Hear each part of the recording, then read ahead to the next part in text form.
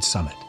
Built during the Ming Dynasty in the early 15th century, the Golden Hall is the largest copper building in China. The 90-ton structure was plated entirely in gold in Beijing before being transported miles to this sacred site. Although we can only speculate how it got from Beijing to the mountain, there is a path winding through it from Junshan in Sansu Peak, where the temple sits. We do know that the importance of the building to the emperor meant no effort or expense was spared. Taoist pilgrims come here to worship the god Zhenwu. Born as a prince, he practiced martial arts and studied Taoism on Mount Wudang. It's believed that he achieved immortality on these very slopes. His journey to becoming a god was long and hard. People say that the secret to his success was in a mysterious, life-changing encounter that's now a famous legend. After 4 years of training on Mount Wudang, he got tired and gave up. On the way down Mount Wudang, he met the goddess Guan Yin, who was disguised as an old lady. Guan Yin was sharpening an iron rod. Prince Zhenwu was curious, so he went up to her and asked, "What are you doing with the metal rod?" She replied, "I'm making a sewing needle." Prince Zhenwu was astonished. "How can such a thick rod be sharpened into a needle?" Guan Yin replied, "If a rod can be sharpened into a needle, anything is possible." Prince Zhenwu realized the wisdom of the old woman's words. If she kept at it long enough, the steel rod she was sharpening could indeed one day become a needle. It was just a matter of time and perseverance. Inspired, Prince Zhenwu turned back up the mountain and returned to his training, determined to reach his goal. It took him more than 4 decades to achieve immortality, finally becoming a god known as the perfect warrior. The Chinese landscape is changing at a bewildering pace. In the cities, familiar horizons seem to disappear in the blink of an eye and the swing of a crane. Harmony with nature doesn't come easily, which is why the enduring wonder of Mount Wudang is all the more remarkable. As people seek to escape and to find alternatives from the rat race, they are attracted more and more by the wonder of Wudang.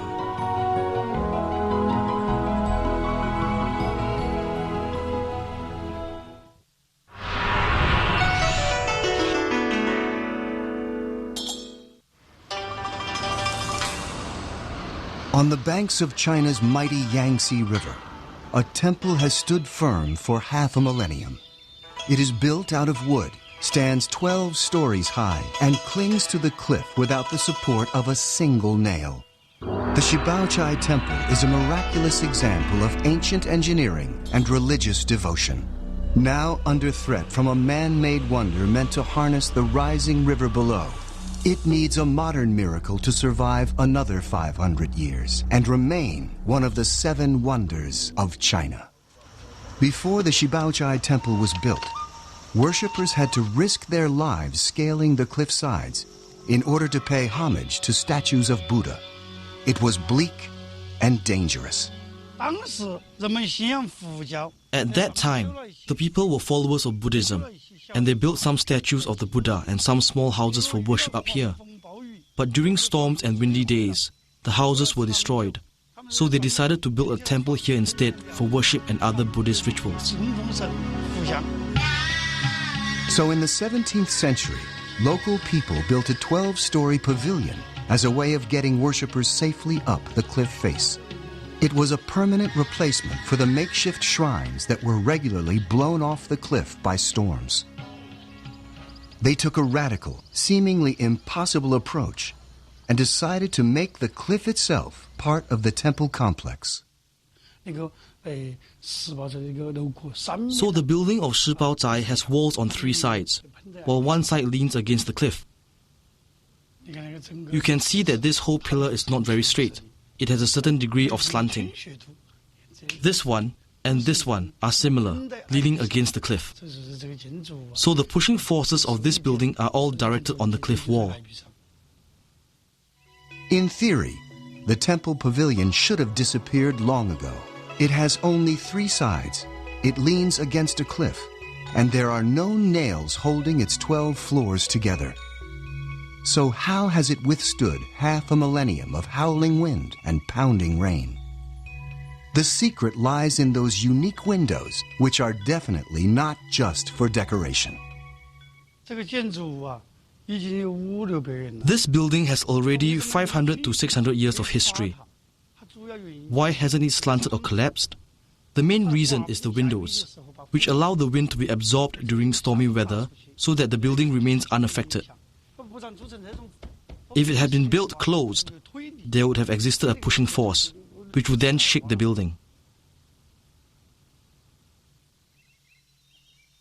What makes the Qibaochai Temple's survival harder to explain is that it's made entirely of wood and stands firm, proud, and erect without the use of a single nail. The Qibaochai Temple has outlived revolutions, survived corrosive weather, changes of government, and the ferocious power of an uncontrollable river. But now, this wonder of China is under threat from the Three Gorges Dam, the largest in the world. Once complete, there will be a dramatic and potentially devastating rise in the levels of the Yangtze. The rise of the general water level is mainly because it is required for hydroelectricity generation in the Three Gorges Dam. The water level has to be maintained at a certain level to satisfy the condition required for this output. Three Gorges is 8 times more powerful than the Hoover Dam, and it will supply 364 million people. Farmers like Qin Boting have farmed these fields for thousands of years, tilled its fertile plains, fished its deep pools, and navigated its channels, reaping its benefits as China's main artery of trade, and all in the shadow of the Qibaochai Temple. Qin Boting can trace his family's spiritual roots to the temple where his ancestors worshipped. My grandparents, my great-grandparents all went to the temple for worship. We used to play in the temple when we were children, climbing around, and it was very fun. So you see that temple has a long history, and it's a very good temple.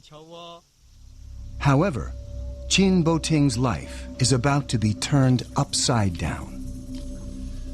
By 2009, his fields, his house, and those of his fellow farmers will be completely swamped by the waters of the Yangtze. Over 1 million people have to be relocated. Vast areas of farmlands will be submerged. At least the farmers can uproot their lives, pack up their belongings, and leave their land behind. The same cannot be said for some 1,300 cultural sites that face imminent destruction from the rising water levels. One of these is the Qibaochai Temple. If Qibaochai is not protected, there will be water coming in from the 4 sides, and it will be corroded by the water. The corrosion of water will make the base unstable, which will lead to the eventual collapse of the entire Qibaochai Temple.